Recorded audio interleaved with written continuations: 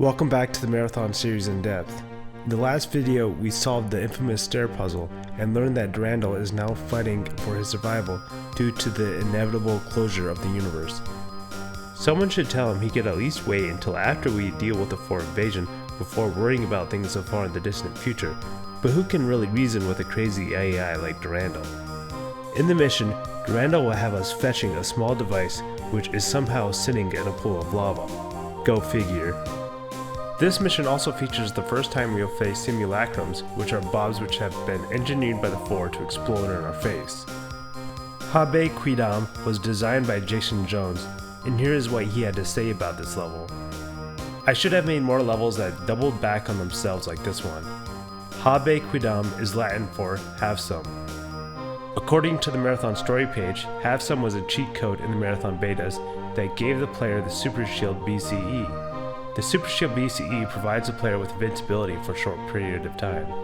Apparently, this cheat was used for testing the game and was removed before being given to the public. I don't believe there are any betas available out there where this cheat code can be tested. In the Marathon manual under credits, you will find the following name under Network Play Testing: Habe Quiddam, Super Opera Boy. This is obviously Jason Jones bragging about his skills to his fellow Bungie staff. Of course, all the names under the Network Play Test team appear to be other gamer tags.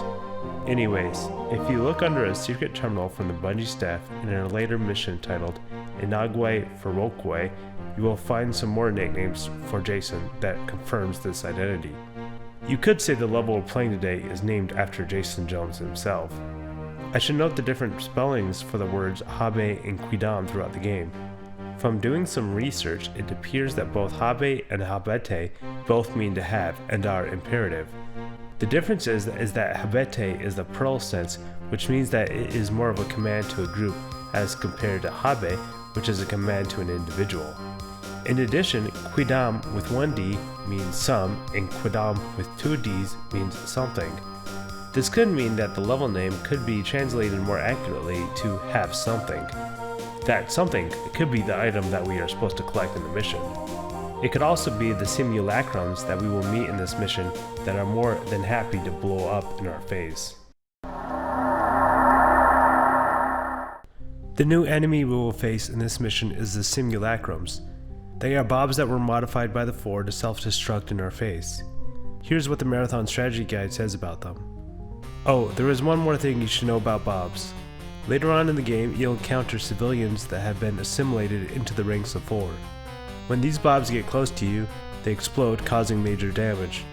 These exploding bobs are green and indistinguishable from the normal green bobs, except that they will yell, "Thank God it's you," just before they reach you.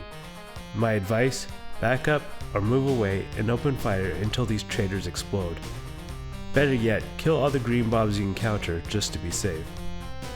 While the strategy guide tells us that all the simulacrums are green, the average player playing the game for the first time will not be aware of this and will likely be caught off guard the first time a simulacrum blows up in his face.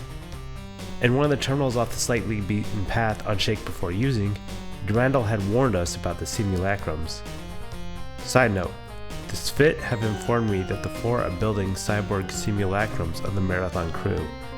Imagine that you will meet some of them soon, and wanted to warn you not to get too close to them, about 3 meters. With this information, the player may have been aware to watch out for the bobs, and had seen this coming. After facing the simulacrums a few times, you will notice that they always run towards the player, which provides a dead giveaway that they are not a regular bob. Of course, you could just shoot all green bobs like Tuncer recommended in his strategy guide. Tuncer did point out that only simulacrums will say the phrase, "Thank God it's you." The problem is that bobs and simulacrums don't say much in the first Marathon game, so this clue is not very helpful. In a chat message with fans, here's what Jason had to say about the simulacrums. What gave you the idea for exploding bobs? Well, we hate bobs and couldn't think of anything more fun than having them get their guts scooped out by the aliens and packed with dynamite and sent back to the Marathon on a kamikaze mission. Cool, huh? Some fans noted that there could have been external influences, such as the short story called Imposter by Philip Dick. This influence does not appear to be a major contribution though based on Jason's response. The simulacrums are often called simulated bobs. This is similar verbiage to how Leela said she was being assimilated by the compilers.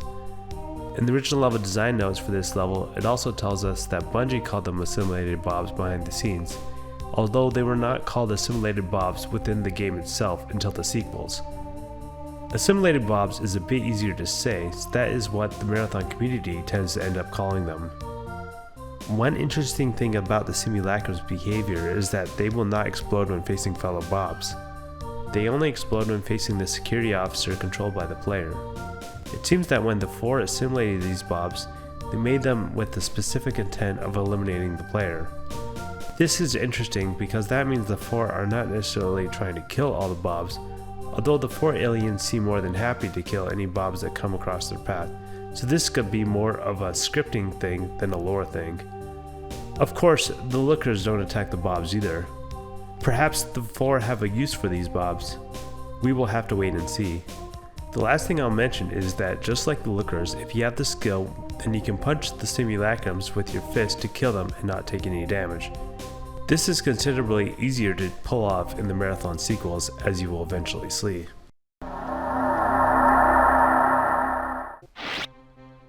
Alright everyone, here we are on Habe Quiddam. You start in this little room and read this terminal right here. Engineering Access 19F. Incoming message from Durandal. Strive for your next breath. Believe that with it you can do more than the last one. Use your breath to power your capacities. Capacity to kill, to maim, to destroy. And just where do your capacities come from? Why do you always go where I want and do what I say? Perhaps you're running a fool's errand, doing everything as I've planned, never able to change your course. You would do well to believe that I know the outcome of your battle with the four already, just as I can decipher the chaotic motion of gas molecules in the clouds of Tau City 4. Or perhaps that is not the case. Perhaps you are doing what you were meant to do. Your human mentality screams for vengeance and thrives on the violence that you say you can hardly endure. Your father told you as a child to always fight with honor, but to always fight. Do you care about honor? Or do you use honor as an excuse? An excuse to exist in a violent world. Organic beings are constantly fighting for life. Every breath, every motion brings you one instant closer to your death. With that kind of heritage and destiny, how can you deny yourself? How can you expect yourself to give up violence? It is in your nature. Do you feel free? You should go to this location and retrieve a device that the Spit have provided for us. It will allow you to slay more for. Does that make you happy? End of message. Durandal starts off his message by encouraging the security officer to become a more lethal killing machine. There is a lot more 4 coming up that we are going to have to take care of, and Durandal is pushing the security officer to keep fighting. Durandal poses the question of why we are fighting. Does the security officer just follow Durandal blindly? Why is that so? Durandal next points out that we could be running a fool's errand. Does the security officer really stand a chance against the 4? Durandal hints that he may know what will happen to us in our future. He also tells us that he has deciphered the chaotic motion of the gas molecules on Tau City 4. This is similar to how he calculated the collapse of the universe at the exit terminal for colony ship for Sell Cheap. Has his rampancy really grown so much that he is somehow able to know the future? What does he have planned then? Durandal then poses that perhaps we are not running a fool's errand, and that we really have a chance. Durandal is challenging the security officer to do more than he would have otherwise thought possible. He tells us our human mentality screams for vengeance and violence. Then he tells us something that will catch the player off guard. He tells the security officer about his father's death and how his father told him to fight with honor. This reference goes back to the manual we read back at the start of the game. You've always been a daydreamer. Your mind has constantly filled the time between activities with imagination. Now you fall into your old habit and begin to daydream about your childhood on Mars, your father's death when you were 7, and his last words to you. Make me proud. Never lose your honor. How could Durandal possibly have known about the security officer's father's death back on Mars? Is Durandal trying to tell us something that we don't already know about ourselves? It's possible that Durandal was around on the Marathon at the time of his death. We do know that Durandal was around on Mars based on some of the messages we have read earlier, including Tycho's secret terminal message on Blasphemy Quarantine. Durandal, I know of Strauss's abuse of your shame on Mars, but you cannot hide from your own past. Such delusions belong to the humans alone. Anyways, Durandal poses the question of whether we are fighting for honor or for vengeance. Durandal reminds us that organic beings constantly fight for survival. This goes back to one of Durandal's quotes from Charles Darwin's book on the origin of species. This was in the terminal on Colony Ship for Sale Cheap. Durandal then talks about our heritage. Why would being a human fighting for survival have anything to do with our heritage? Perhaps he is talking about some fighting that we had to do back on Mars. He talks about our destiny. What destiny? Anyways, Durandal tells us that vengeance is in our nature. If we want to feel free, we have to accept it as part of us.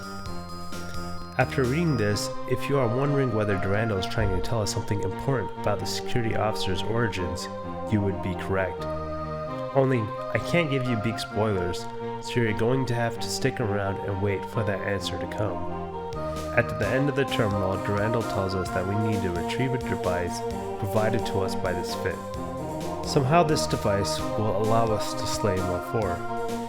I wonder how. The thing he doesn't tell us is that the location of this device on the map is in a pool of lava, so we are going to have to go swimming in lava to grab it. If you take a look at the original level design notes, you will notice that it says we will get this device from Tycho. Don't look at the rest of the original level design notes for this terminal, or else you will see some spoilers of things to come. Let's get back to the game. Let's continue on. The fusion pistol is a good weapon on this level because of all the tight hallways. There's a lot of wasps, a lot of lookers. Is there anybody else in here? There is a simulacrum around that corner somewhere, so I wasn't sure if that was him or somebody else. I can't. Kind of being patient, trying to draw him out so I don't get attacked from both sides. Okay, there is a simulacrum right here.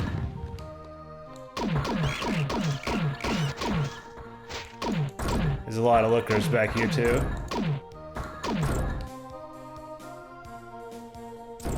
Oh, I got hit in the back. It's alright. There's a... That Bob had to be sacrificed.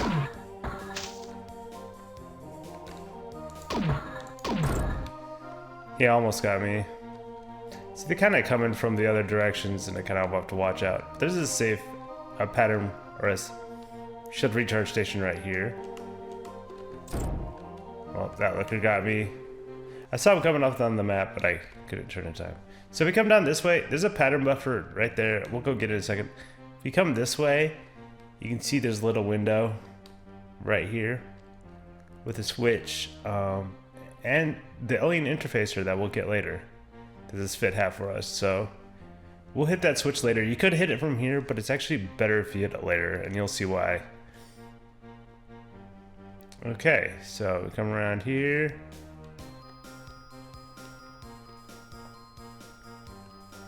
This is just kind of a dead end, not really, or a circle.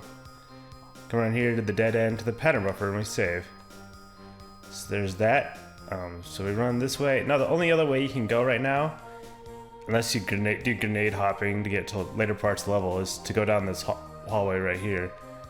You can see there's something weird looking around here. We'll come back to that later. Okay, let's see. This is easy to get all mixed up in here. Actually, I think I want to go this way. This is a dead end over here. This Bob will get out of the way.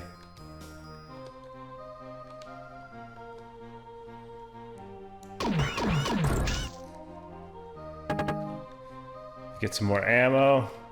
You kind of look at the map to help navigate through here. There's another dead end. There's a couple dead ends. That one has ammo, so I didn't want to miss that one. I think this is the dead end with a looker. Okay, okay, Bob.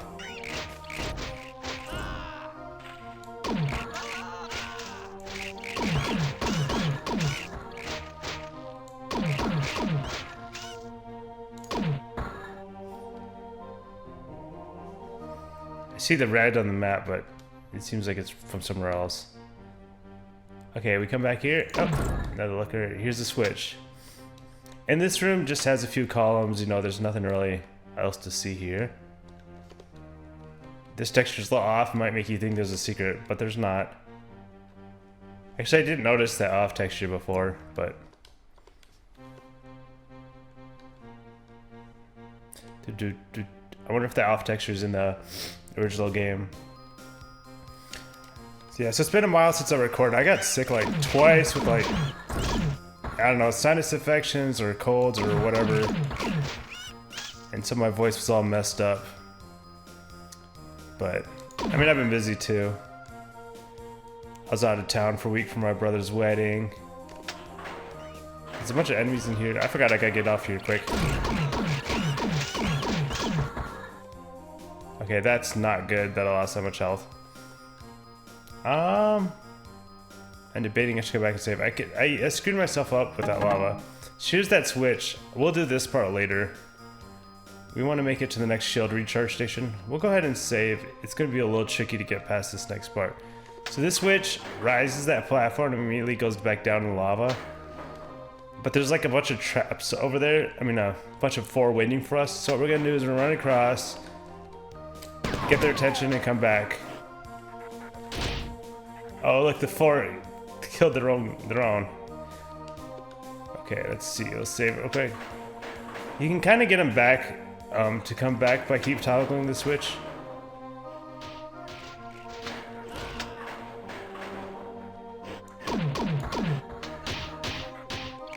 You can hear the thank God it's you. So there's a simulacrum over there. Oh, that one got me.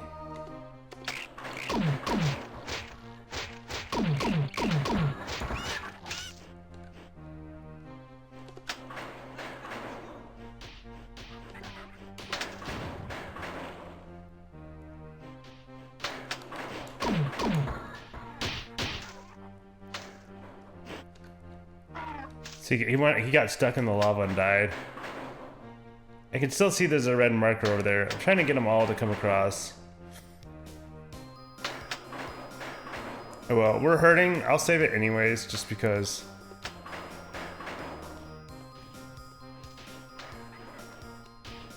There's some fighting going on over here somewhere.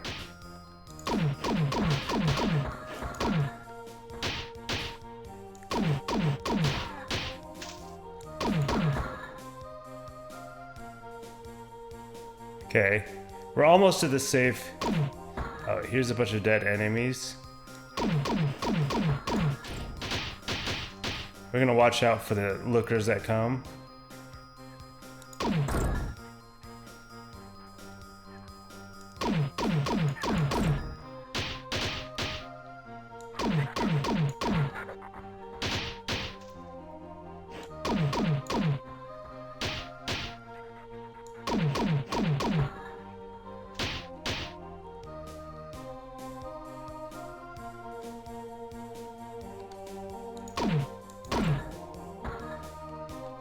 There's a looker coming, I think. Could be a wasp too. Got him.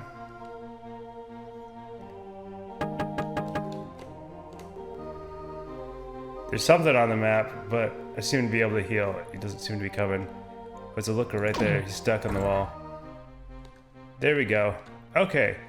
So now let's go back and save because we got past the hard part. Oh my gosh. I think the fusion pistol is much better at this part, but not for jumping across this. Okay, there we go. So that's nice. So that is the hardest part of the level right there, is getting through this area after you go through the lava. But we made it.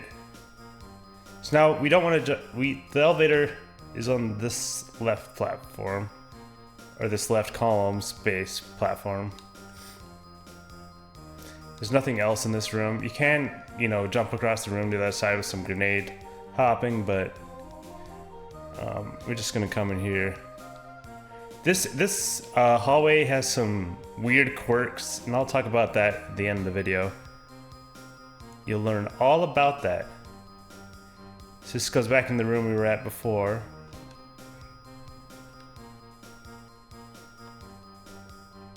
Here's this. This lowers that platform, and we kind of go in the lava to get that alien interfacer, but we're gonna come back and get that later, because we want to get the unfinished message on the final terminal.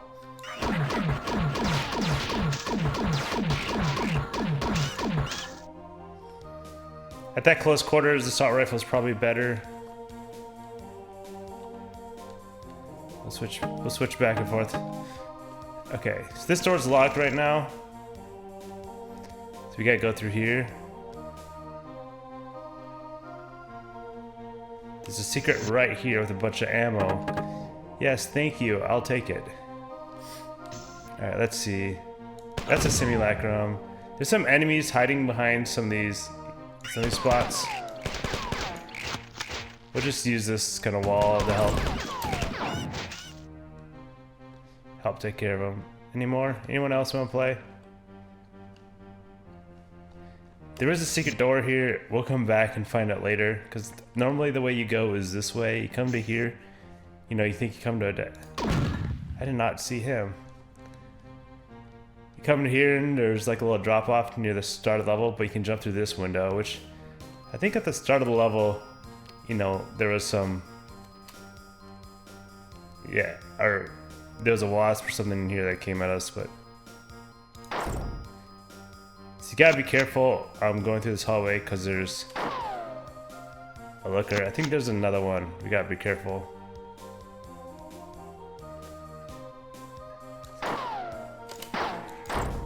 Got him. Hit this switch, and then we come back. So this is where you normally find out about the door, but you could open it from the other side. Just watch out for those lookers. And then you kind of have to backtrack again back here, and that opened this door. Oh! I almost fell there. So you see how I kind of shot him once and you saw yellow blood? Sometimes with the pistol you can kind of catch him ahead of time.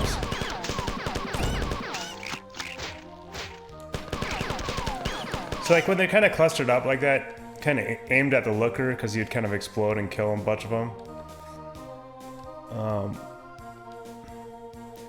There's a flamethrower behind back there, but I don't want to take the damage yet, because there's some more enemies we've got to kill.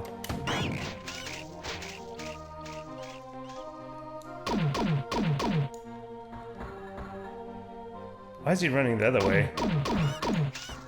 Okay, got him. Okay, that's cleared. I think there might be something back here.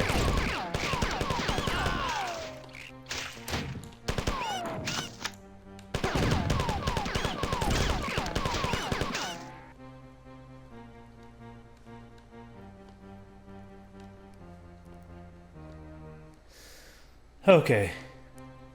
Yeah, this is fine. Turn them all. I could go get the flamethrower. It might save some time, but I'm not sure if I have enough health. I might have to run back and forth through this level a few times. So let's go ahead and read this. Public Access Terminal 9F.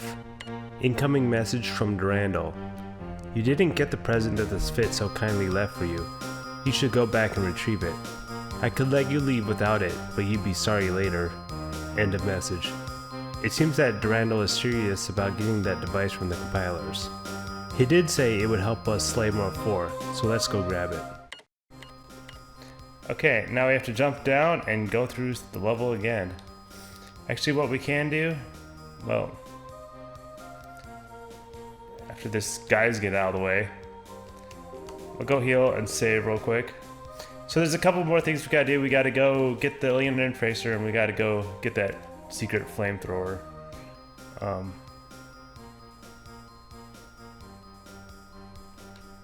Should we not?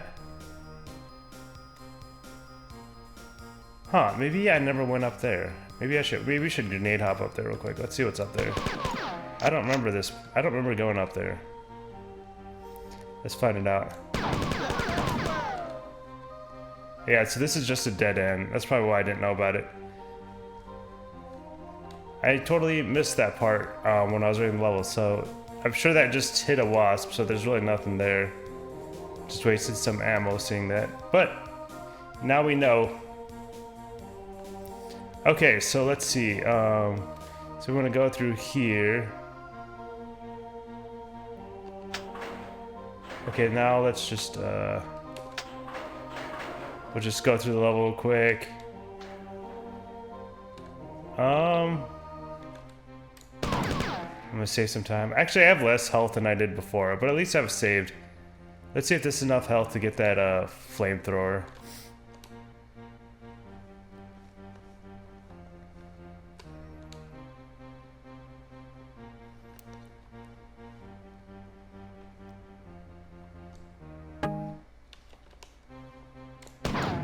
Nope. That's what I was worried about. Okay, so we'll just come in here. We're saved here. We'll grab this alien interfacer. So when you hit this switch, this kind of drops down. Now normally you would use this to ride up, but you can hit this switch up here. That kind of lowers that. So we can come flying out of here. Just wait till that hits the ground. We'll be able to hear it. You can just go, whoop. I mean, you could also just jump right back up here. You know what I mean? Another thing you could do is just wait for it to rise back up and ride it up, but there's that. So we'll have to run through here.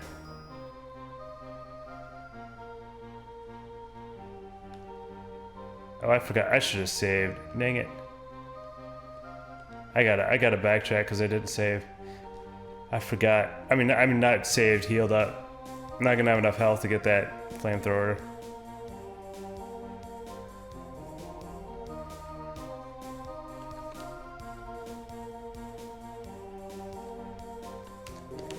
I should have plotted my course a little better, but oh well. What can you do?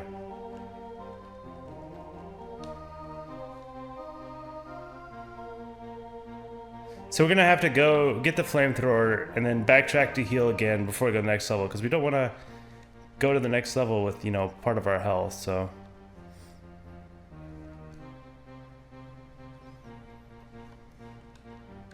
this is one of those levels where if you do want to see everything,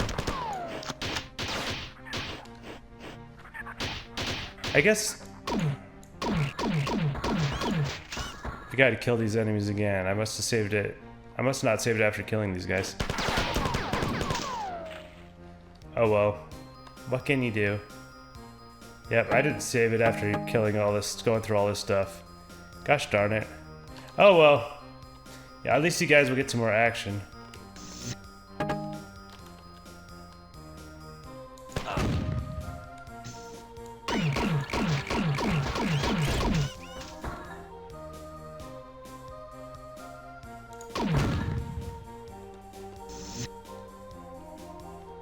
Actually, I think I'm gonna go this way because that looker is gonna hit me.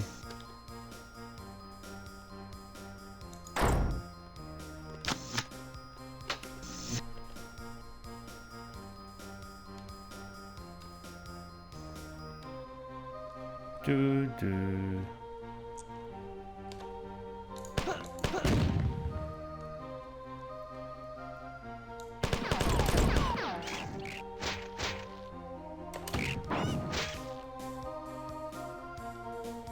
Okay, kill out these guys.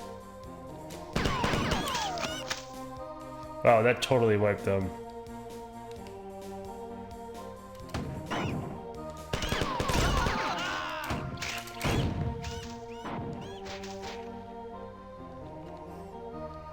Grenades are my best friend.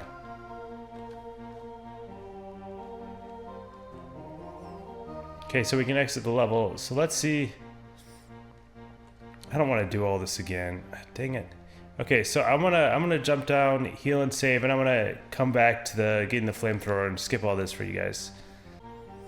Alright guys, here we are back in the room with this little secret. So we're gonna grab this flamethrower and not die this time.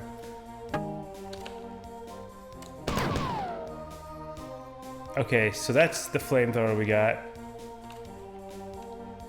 Yay, so now I'm gonna go down, heal and save, then come all the way back here with full health. So I'll skip ahead again. Alright guys, here we are back at the final terminal jump again.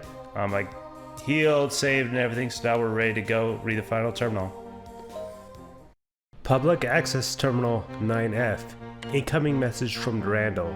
I have learned from this bit many things. One of them is a complex software enhancement that allows me to extend the power and distance of the Marathon teleporters.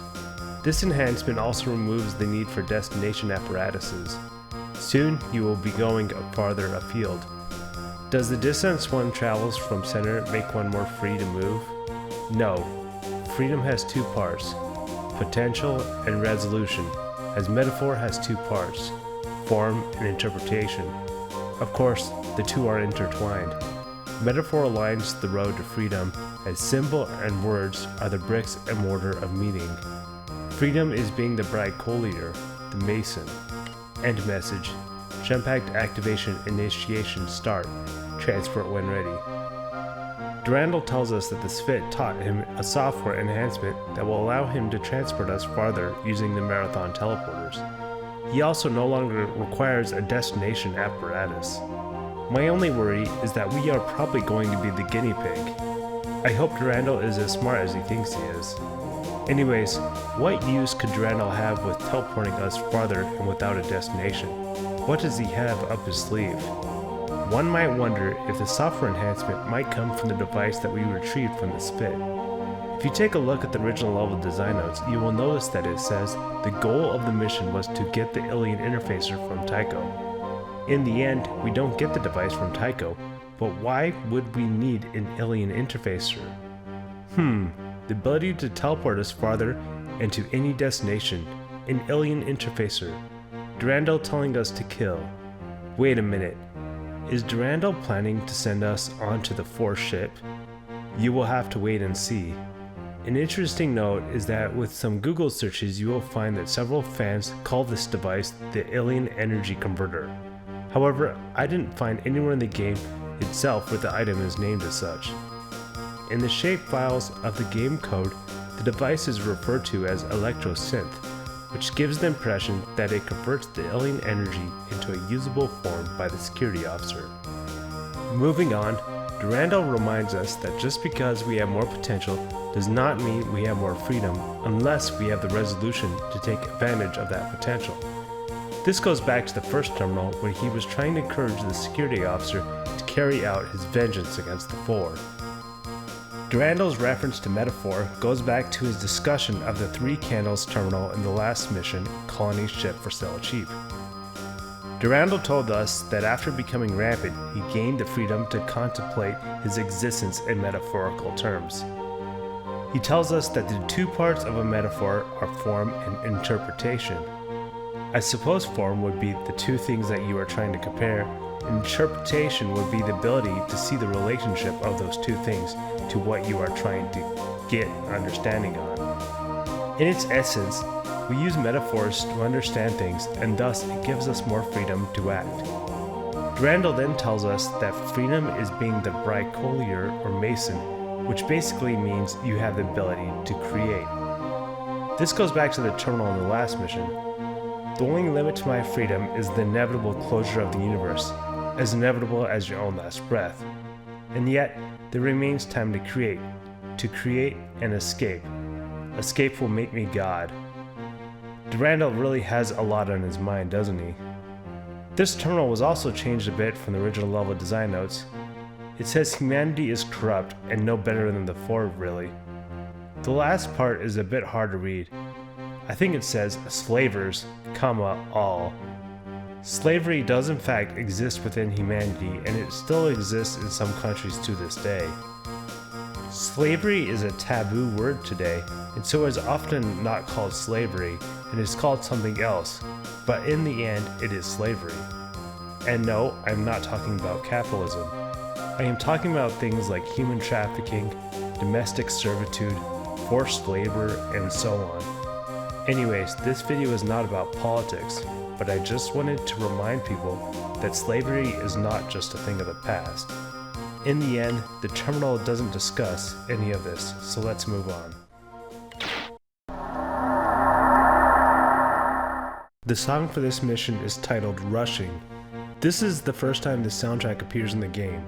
As the name suggests, the song gets your blood rushing as you take out the four. This level features a lot of wasps and a few simulacrums and lookers, which can keep you on edge while simultaneously annoying you. There are some tricks in the level used to force you into a fight without an easy way to run back, which can easily shave off some of your health. It's best to be aware of your surroundings and the tricks Jason is trying to use against you. If you take a look at the map in a map editor, you will find the writing that reads, "Another all-nighter." It seems likely that Jason Jones stayed up all night one night to make this level. The map is split up into two separate areas. The second part of the map is generally higher up and is eventually accessed by jumping down in some lava. Since the second part of the level is higher up, this means that you can skip a large portion of the level with some simple grenade hopping. The exit terminal is actually directly above you at the start of the level. This means you can literally grenade hop to the exit from the starting room, creating probably the shortest level in the game. Of course, this isn't possible if you are vid mastering the level because there is no assault rifle. In fact, this is actually one of the hardest levels in the Marathon Trilogy to vid master. If you don't believe me, then try it. When you leave the starting area, if you go right directly, you will find some hallways that lead to a shield recharge station and also a pattern buffer. This is generally the way you want to go to start the level. You will also find a switch that you can shoot that will lower a platform into the lava. You will also notice an interesting item in the lava. This is the alien interfacer that this fit provided for us. We will have to jump in the lava to get it later. Going back a ways to the first T in the level, you will find a hallway that is straight from the start that leads to the switch that lowers a platform at the T in the lava. You will have to jump down and run through the lava to get to the second part of the level. This also prevents you from being able to easily run back and heal. At the end of the lava pathway is a switch that lifts you up, only it goes down immediately after reaching the top, so you have to be quick about getting off to avoid additional lava damage. If you go down the hallway to the right from here, you will find the switch you could shoot earlier. If you didn't shoot the switch, it is fine, as you can still hit the switch from here, only it will drop you into the lava. I guess it makes it a little bit easier to grab the ammo if you didn't shoot the switch earlier. You could grab the alien interfacer now with some simple grenade hopping to get back up, but there is another way to grab it later on also. Going back to the pattern buffer, you can go down the opposite path. This path is immediately left after the path through the lava. Here you will find a switch that raises a platform across a path through the lava. You will notice that this platform also drops immediately, and Jason put a trap of 4 enemies on the other side. Unfortunately, you cannot wake them up without going to the opposite side. One trick you can do, however, is use your assault rifle to get back after you cross the platform and shoot the 4 from there. You can also manipulate the AI by repeatedly hitting the platform switch, causing the 4 to try and cross and get killed in lava. Toasty. Moving on, after passing through a few rooms, you'll find another shield recharge station and a room with a drop-off and 2 columns. There is a hidden elevator up the column on the left if you take a leap of faith into the column base. There is nothing else in the room and nothing on the right column, so save yourself some health by just jumping to the left one. I'm not sure why this happens, but if there are multiple 4 fighters alive on the far ledge, then they can somehow shoot you through the wall and ceiling once you go in the hallway at the top of the elevator. How strange. For some reason, these 4 fighters keep trying to run to the right to the next polygon, but for some reason they get stuck on an invisible wall. In the hallway at the top of the elevator, you could also have a looker fly up and hit you through the wall if you are really unlucky. That's not fair. Marathon map editor nerds need to get on this and figure out what in the world is going on in this hallway. After proceeding down this hallway, you arrive at a stairway that is in one of the rooms we recently passed. How cool. Eventually, we come across a platform ledge with a switch that is high up in the room with the pattern buffer, right after the lava hallway.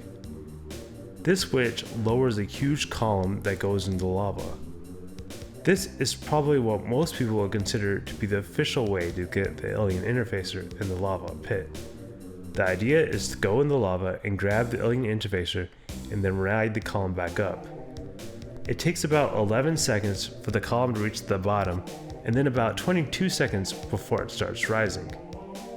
You don't want to jump in the lava too early, because or else you will get burned to death. Once you hear the platform reach the bottom, I would count to 8 or 9 seconds and then jump in, grab the alien interfacer, and then run to the rising platform location to receive minimal damage. If you are counting in your head, it might be difficult to count that high consistently, but you can always jump in a bit earlier and run back and heal. You can make this a little bit easier by shooting the switch from below with your charged fusion pistol. Since there is a pattern buffer right there, it gives you opportunities to get in some practice on learning the timing. Of course, just jumping into lava and grenade hopping might be the easiest way to go, especially if you grenade hop out of where the column is no longer located. Moving on from the hallway, you will come to a short jump that goes over the lava with a rising platform below. Don't jump down the lava or you will get stuck and have to grenade hop out. You can easily just run across this jump. A short ways later, you will come across a room with some platforming. The door at the end is locked, so you have to go through a side door. Because you jump down here, you essentially cannot go back to the second part of the level and can only jump down to the first part of the level. That is, without some grenade hopping skills. After you jump through this side door, there's a secret door just around a couple corners. You will find some rockets and napalm canisters along with some other ammo inside. If only we had a rocket launcher already. The next room has some interesting architecture with some enemies hidden in the corners. After this room, you will find a short jump into a window at one of the starting rooms. It's cool to be able to see where we have come from. Through this window is a T. If you go to the left, you will probably have a looker explode in your face, as you probably won't look at the ground to notice it in such tight quarters. Tricky Jason. Going back to the right leads to a door and a switch. The switch opens the door at the end of the platforming jumps we did earlier. Be careful not to deactivate the switch while the door is opening, as that will get the door stuck in the partially open position and you will not be able to advance to the door. This is because the switch can only be activated once. If it was scripted properly, they would have made it so the switch cannot be deactivated. Anyways, the door next to the switch leads back to the room with the interesting architecture. Of course, now that you know the secret door is here, you could skip jumping through the window. Shortly after backtracking and going through the door we just opened with a switch, the player will find a room with a pit of lava. In this lava is a hidden hallway behind the wall in the corner of the lava. If you jump down and take a look, you will find a Tots flamethrower. If you didn't find the flamethrower in the secret area on Smells Like Napalm, Tastes Like Chicken, this gives you a second opportunity to grab one, although it is still hidden and will be missed by many players. Moving on a short way through some hallways with some enemies, you'll reach the jump over the entrance room that leads to the exit terminal. There really is a lot in this level, isn't there? Jason wasn't wrong about all the backtracking on this level. Interestingly, in Marathon version 1.0, you would get a blank message on the final terminal if you did not pick up the alien interfacer. This was quickly fixed in version 1.1, which correctly shows the failure message. The only problem was that version 1.1 completely broke the mouse control. The mouse control was later fixed by Bungie in version 1.2. Well, that's it for this mission.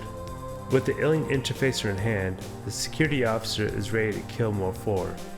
In the next mission, we will learn what Durandal has in store for us next.